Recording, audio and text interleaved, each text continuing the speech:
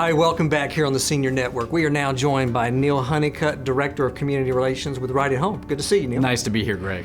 Well, tell me, I know that Right at Home is essential workers, healthcare. So I know we've been very busy through this process and what's going on. So let's talk about some positive things and how we're able to help families through this crisis.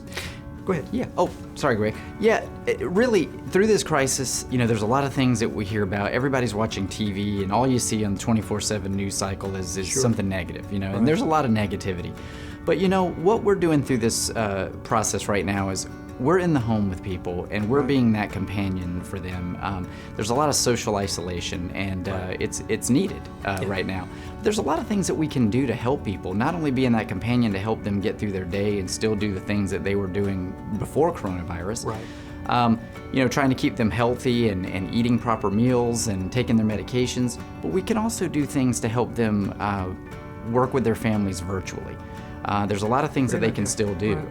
There's a lot of technology now today that allows families to, Facebook, Skype. There's a lot of different things out there. There's something called, what I just researched recently, it's called, it's something that Netflix, you can actually join your families watching movies at a distance. And you can chat during it just like you're sitting in the living room.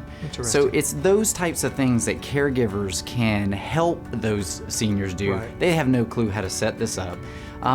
Even going out for walks.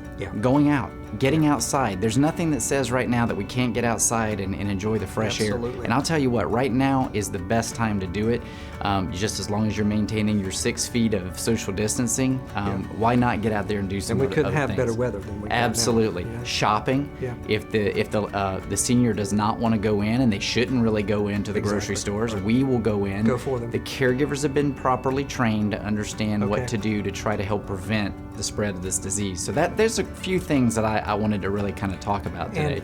And, for the viewers, people that are interested may need the services, all the caregivers have all the proper equipment, correct? They do. They have all the PPE is the term that you'll hear, the personal protective equipment. Right at Home has it. We have everything from the gowns, face shields, masks, and gloves, and it's really important for families to know that, because it's hard enough for families to sometimes access home care without the coronavirus, because they're very independent people. And now there's been a lot of concern, who's coming in my home? Where have they been? What are they doing? How are they taking care of themselves? Our caregivers have been properly trained and also have the equipment to make it necessary to keep these families safe. And I know you've been part of a task force at Right at Home putting together training and equipment and so forth so that our care staff can take care of patients with COVID-19, correct? We definitely can. We're absolutely ready and prepared to help them.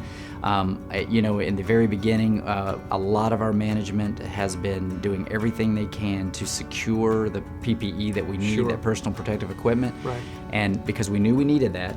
And then also making sure that these caregivers are trained in how to use it. And also just we have people getting out and making sure and educating the community that we are prepared and ready so that they are aware of it.